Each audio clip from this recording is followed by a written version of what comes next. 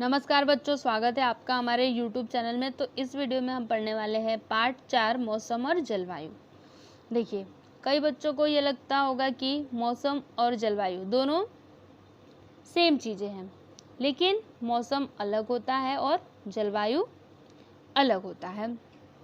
ठीक है, तो इस पार्ट में हम यही पढ़ने वाले हैं कि मौसम क्या होता है और जलवायु क्या होता है। अब यहाँ पे हम आगे बढ़ते हैं। देखिए यहाँ पे क्या है, बताओ तो क्या बताना है। भारत के निम्न स्थानों पर 10 जून के दिन वातावरण की स्थिति इस प्रकार है। इस तालिका के आधार पर प्रश्नों के उत्तर बताओ। देखिए ये यहाँ पे तालिका दी हुई है, इसके आधार पर आपको ये जो 3 प्रश्न है ना, इनके उत्तर देने हैं। तो यहाँ पे देखिए क्या क्या दिया हुआ है। जैसे यहाँ पे शहर दिया है कोच्चि, राज्य है केरल, समय 12:30 बज रहे, वातावरण बादल छाए हुए हैं। और भोपाल किस राज्य में है? मध्य प्रदेश, दोपहर के 12:30 बज रहे और वातावरण कैसा है? कड़ी धूप फैली हुई है। उसके बाद मसूरी, समय 12:30 बज रहे और वहाँ पे ठंडी हवा और हल्की धूप है। तो इसके आधार पर हमें ये जो 3 प्रश्न है ना, इनके उत्तर देने हैं। देखिए यहाँ पे पहला प्रश्न क्या है, किस स्थान पर सूखने के लिए डाले हुए कपड़े जल्दी सूखेंगे? कारण सहित बताओ। बताइए किस स्थान पर सूखने के लिए डाले हुए कपड़े जल्दी सूखेंगे?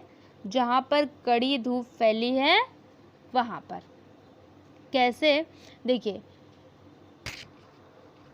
कड़ी धूप में क्या होगा, जो कपड़े में पानी है वो वाष्प बन जाएगा, जिसकी वजह से कपड़े जल्दी सूख जाएंगे। उसके बाद यहाँ पे दूसरा प्रश्न है कि किस स्थान के कपड़े देरी से सूखेंगे और क्यों? देखिए अब आप बताइए कि किस स्थान के कपड़े देरी से सूखेंगे और क्यों सूखेंगे। इसका उत्तर बहुत ही आसान है। जहाँ पर बादल छाए हुए हैं वहाँ पर कपड़े देरी से सूखेंगे। क्यों? क्योंकि देखिए जब बादल छाए हुए रहते हैं तब एकदम ठंडा ठंडा मौसम हुआ रहता है और जो हवा होती है उसमें वाष्प की मात्रा बढ़ जाती है, जिसकी वजह से कपड़ों को सूखने में टाइम लगता है। फिर देखिए यहाँ पर तीसरा प्रश्न क्या है, इन स्थानों के वातावरण की स्थिति सदैव ऐसी ही रहेगी अथवा उसमें बदलाव आएगा? मतलब ये जो वातावरण दिए हैं क्या ऐसे ही हमेशा बने रहेंगे या फिर ये बदलेंगे भी? तो इसका उत्तर बहुत ही आसान है, ऐसे हमेशा तो बने नहीं रह सकते, ये तो बदलेंगे ही, है ना। अब यहाँ पे देखिए भौगोलिक स्पष्टीकरण में क्या दिया हुआ है। देखिए हमने जो ऊपर पढ़ा ना वही यहाँ पे दिया है। क्या दिया है यहाँ पे? देखिए उपरोक्त प्रत्येक स्थान पर 10 जून के दिन वातावरण की स्थिति भिन्न भिन्न है। वो तो हमने देखा। कोच्चि में बदरीली हवा है अर्थात धूप नहीं है। ये भी हमने देखा कि कोच्चि में देखिए धूप नहीं है। अभी अभी वर्षा काल प्रारंभ हुआ है, अतः हवा में वाष्प की मात्रा अधिक होती है, जिसकी वजह से क्या होती है? देखिए हवा में वाष्प की मात्रा अधिक होती है, इसलिए कपड़े जल्दी सूखते नहीं हैं। और इस स्थिति को तुमने भी बरसात के दिनों में अनुभव किया होगा। उसके बाद देखिए यहाँ पे सेकंड पैरा में क्या दिया है, भोपाल में कड़ी धूप फैली है, गीले कपड़ों में स्थित पानी का वाष्प में तुरंत रूपांतर होगा और कपड़े जल्दी सूखेंगे। देखिए भोपाल में कैसा वातावरण है, यहाँ पर कड़ी धूप फैली हुई है, जिसकी वजह से क्या होगा, जो गीले कपड़ों में स्थित पानी है उसका वाष्प में तुरंत रूपांतरण हो जाएगा और जो कपड़े हैं वो जल्दी सूख जाएंगे। फिर उसके बाद मसूरी कर्क रेखा की उत्तर दिशा में है, इसलिए वहां सूर्य की ऊष्मा कम मिलती है। पर्वतीय प्रदेश होने से हवा ठंडी होती है। ठंडी हवा और हल्की धूप के कारण कपड़ों के सूखने में अधिक समय लगता है। देखिए अब बात आती है मसूरी की। तो मसूरी कहाँ पर है? कर्क रेखा की उत्तर दिशा में है। यह आपने पिछले पार्ट में पढ़ा होगा कि कर्क रेखा क्या होता है। ठीक है, तो मसूरी कहाँ पे है? कर्क रेखा के उत्तर दिशा में है, इसलिए वहाँ पर जो सूर्य की ऊष्मा है वो कम मिलती है और पर्वतीय प्रदेश होने की वजह से जो हवा है वो ठंडी होती है। ठंडी हवा और हल्की धूप के कारण कपड़ों को सूखने में अधिक समय लगता है। फिर उसके बाद देखिए यहाँ पे क्या दिया है कि वातावरण की उष्णता, वाष्प और बहती हवा से भी कपड़े जल्दी सूखते हैं। ये तो हमें पता है।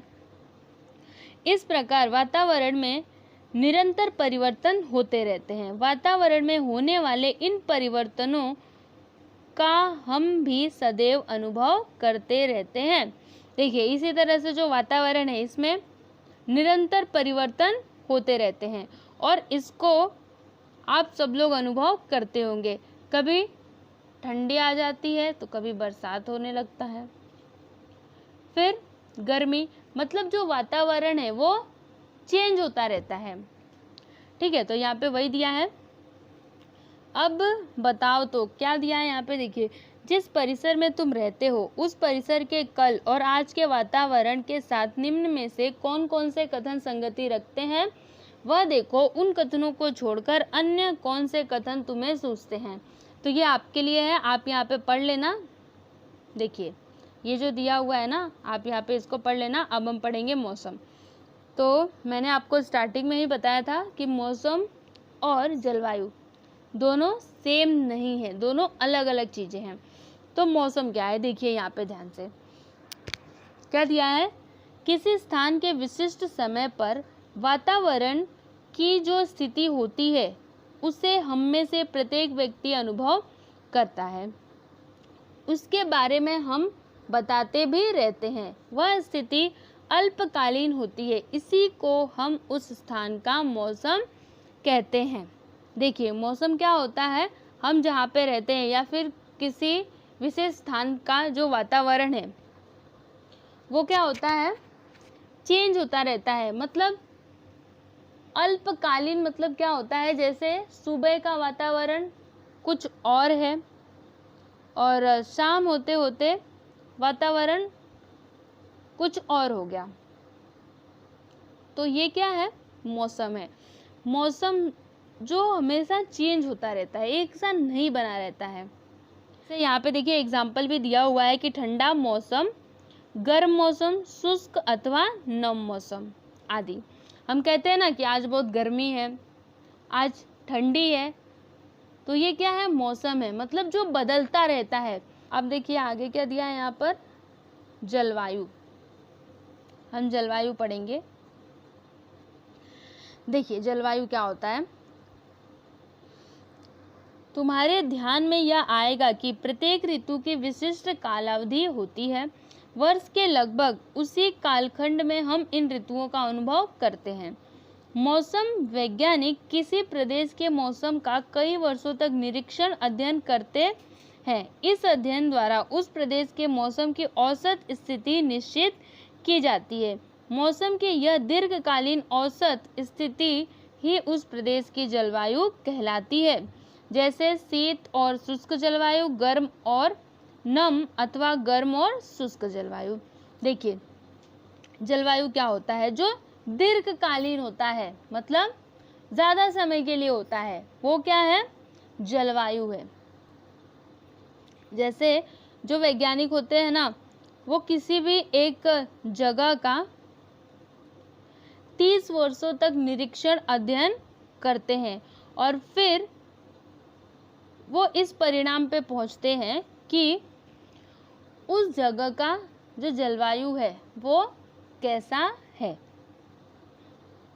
ठीक है, तो जो मौसम की यह दीर्घकालीन स्थिति होती है ना, इसे ही क्या कहते हैं, जलवायु कहते हैं। देखिए यहाँ पे उदाहरण भी दिया हुआ है कि शीत और शुष्क जलवायु, गर्म और नम अथवा गर्म और शुष्क जलवायु। ठीक है, तो आपको शॉर्ट में ये याद रखना है कि जो अल्पकालीन हो वो क्या है, मौसम, और जो दीर्घकालीन हो वो क्या है, जलवायु। ठीक है, देखिए अब हम पढ़ने वाले हैं मौसम के घटक। तो मौसम के कौन कौन से घटक हैं, देखिए एक तो तापमान है और एक तो वायु दाब, फिर पवन, आर्द्रता मतलब नमी, और यहाँ पे लास्ट में है वृष्टि।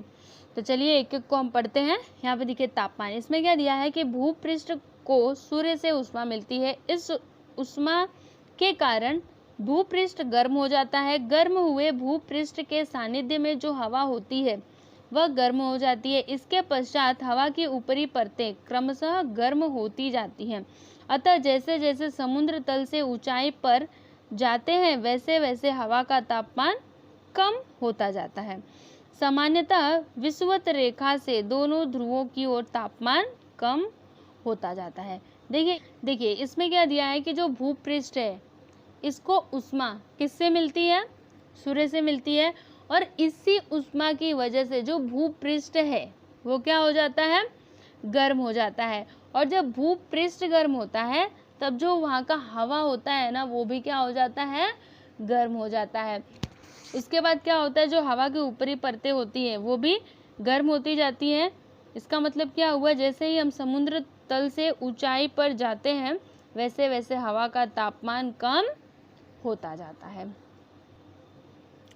फिर उसके बाद यहाँ पर है वायु दाब। तो इसमें क्या है? देखिए जो हवा होती है ना उसका क्या होता है? भार होता है, अतः हवा का दाब उत्पन्न होता है। हवा के दाब को वायु दाब कहते हैं। वातावरण की सबसे निचली परत पर ऊपरी हवा की परतों का दाब पड़ने से हवा की घनता बढ़ जाती है। फलस्वरूप भूपृष्ठ के समीप वायु का दबाव अधिक होता है, ऊंचाई के अनुसार वह कम होता जाता है। यह हुआ ऊर्ध्व वायु दाब। तापमान में पाए जाने वाले अंतर के कारण भी वायु दाब में परिवर्तन आता है। ये परिवर्तन क्षैतिज समानांतर दिशा में होते हैं, फलतः हवा का रूपांतर पवन में होता है। देखिए यहाँ पे क्या दिया है कि जो हवा होती है ना उसका भार होता है, अतः हवा का दाब उत्पन्न होता है। फिर हवा के दाब को क्या कहते हैं? वायु दाब कहते हैं। और वातावरण की जो सबसे निचली परत है उस पर ऊपरी हवा की परतों का दाब पड़ने से जो हवा की घनता है वो बढ़ जाती है, जिसके फलस्वरूप क्या होता है? भूपृष्ठ के समीप वायु का दबाव अधिक होता है, ऊंचाई के अनुसार वो कम होता जाता है। मतलब जैसे जैसे वो ऊंचे पे जाता जाएगा जो उसका दाब है वायु का वो कम होता जाएगा। यह हुआ ऊर्ध्व वायु दाब। ये क्या हुआ? ऊर्ध्व वायु दाब। तापमान में पाए जाने वाले अंतर के कारण भी वायु दाब में परिवर्तन आता है। और देखिए तापमान में जो अंतर पाया जाता है इसके भी वजह से वायु दाब में परिवर्तन आता है। ये परिवर्तन क्षैतिज समानांतर दिशा में होते हैं। ये परिवर्तन कैसे होते हैं? क्षैतिज समानांतर दिशा में होते हैं। फिर फलतः हवा का रूपांतर पवन में होता है, जिसकी वजह से क्या होता है? जो हवा का रूपांतर है वो पवन में हो जाता है। फिर उसके बाद हम पढ़ने वाले हैं पवन। तो पवन में क्या दिया है? देखिए वायु अधिक वायु दाब से कम वायु दाब की ओर क्षैतिज समानांतर दिशा में बहने लगती है उसे पवन कहते हैं। कम और अधिक वायु दाब के अंतर पर पवन की गति निर्भर करती है। देखिए पवन किसे कहते हैं? जो वायु है वो अधिक वायु दाब से कम वायु दाब की ओर क्षैतिज समानांतर दिशा में बहने लगती है। जैसे हम उदाहरण से समझते हैं, यहाँ पे ये कोई स्थान है, ये कोई स्थान है और ये कोई स्थान है। यहाँ पे जो वायु दाब है वो ज़्यादा है। क्या है? यहाँ पे ज़्यादा है। और यहाँ पे जो वायु दाब है वो कम है।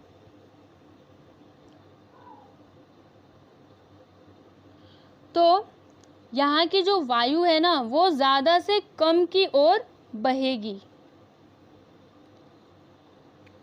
तो इसे ही हम क्या कहते हैं? पवन कहते हैं। हम कहते हैं ना कि पवन बह रही है, मतलब हवा बह रही है। तो जब ये ज़्यादा वायु दाब से कम वायु दाब की ओर जाता है तब हम क्या कहते हैं? अब उसके बाद यहाँ पे है आर्द्रता, मतलब नमी। देखिए इसमें क्या दिया है? वातावरण में वाष्प होता है। जिस हवा में वाष्प की मात्रा अधिक होती है वह हवा नम होती है। देखिए नमी क्या होता है? जो वातावरण है इसमें क्या होता है? वाष्प होता है। और जिस हवा में वाष्प की मात्रा ज़्यादा होती है वो हवा कैसी होती है? नम होती है। वातावरण में स्थित नमी को आर्द्रता कहते हैं। आर्द्रता किसे कहते हैं? जो वातावरण है उसमें स्थित जो नमी होती है उसे क्या कहते हैं? आर्द्रता। फिर वातावरण में स्थित आर्द्रता की मात्रा तापमान पर निर्भर करती है। अधिक तापमान वाली हवा में अधिक वाष्प व्याप्त हो सकता है। उसके बाद यहाँ पे नेक्स्ट है वृष्टि। देखिए वृष्टि क्या होता है? हवा में स्थित वाष्प का पानी और हिम में होने वाला रूपांतरण और उनका पुनः पृथ्वी पर आना, इसे वृष्टि कहते हैं। जैसे कि वर्षा, हिमपात, ओला आदि वृष्टि के रूप हैं। देखिए वृष्टि किसे कहते हैं? जो हवा में स्थित पानी है वाष्प के रूप में, जब वो रूपांतरण होकर, मतलब जब वो फिर से या तो पानी के रूप में आता है या फिर हिम के रूप में आता है या फिर ओला पड़ने लगता है, मतलब कैसे भी करके जब वो पानी पृथ्वी पर आता है तो इसे क्या कहते हैं? वृष्टि कहते हैं। जैसे बारिश होती है ना, तो क्या हुआ? जो वाष्प बन के पानी गया था ऊपर वो फिर नीचे आ रहा है, तो ये क्या है? वृष्टि है। वैसे ही जब ओला पड़ता है ठंडी के सीजन में, आपने देखा होगा, तब क्या होता है? जो पानी है वो ओले के रूप में पृथ्वी पर आता है, तो ये भी क्या हो गया? वृष्टि हो गया। वैसे ही हिमपात मतलब बर्फ का गिरना। ठीक है। मौसम कैसा है यह अलग अलग समय के अनुसार बताया जाता है, तो जलवायु दीर्घकालीन परिस्थिति के अनुसार बताई जाती है। अब देखिए यहाँ पे क्या दिया है? मौसम और जलवायु, इन दोनों के बीच का अंतर बताया गया है कि जो मौसम है वो अलग अलग समय के अनुसार बताया जाता है, तो जलवायु दीर्घकालीन परिस्थिति के अनुसार बताई जाती है। मौसम में सतत परिवर्तन होता रहता है और वह बड़ी सहजता से अनुभव होता है। देखिए मौसम जो है उसमें सतत मतलब निरंतर परिवर्तन होते रहते हैं और ये बड़ी ही आसानी से महसूस भी हो जाते हैं। जैसे हम बोलते हैं कि आज मौसम गर्म है, कभी बोलते हैं कि ठंडा है। ठीक है, तो ये होता है मौसम। और जलवायु में होने वाले परिवर्तन दीर्घ काल के बाद होते हैं और वे सहजता से अनुभव नहीं होते हैं। और जो जलवायु में होने वाले परिवर्तन है वो ज़्यादा समय के बाद होते हैं और वो सहजता से अनुभव नहीं होते हैं। फिर यहाँ पे क्या दिया है कि अक्षांशीय स्थान, समुद्र तल से ऊंचाई, समुद्री समीपता, सागरीय धाराएं जैसे कारक जलवायु को प्रभावित करते हैं। इसके अतिरिक्त पर्वत श्रेणियां, भूमि के प्रकार, स्थानीय हवाएं आदि कारक भी संबंधित प्रदेश की जलवायु पर प्रभाव डालते हैं।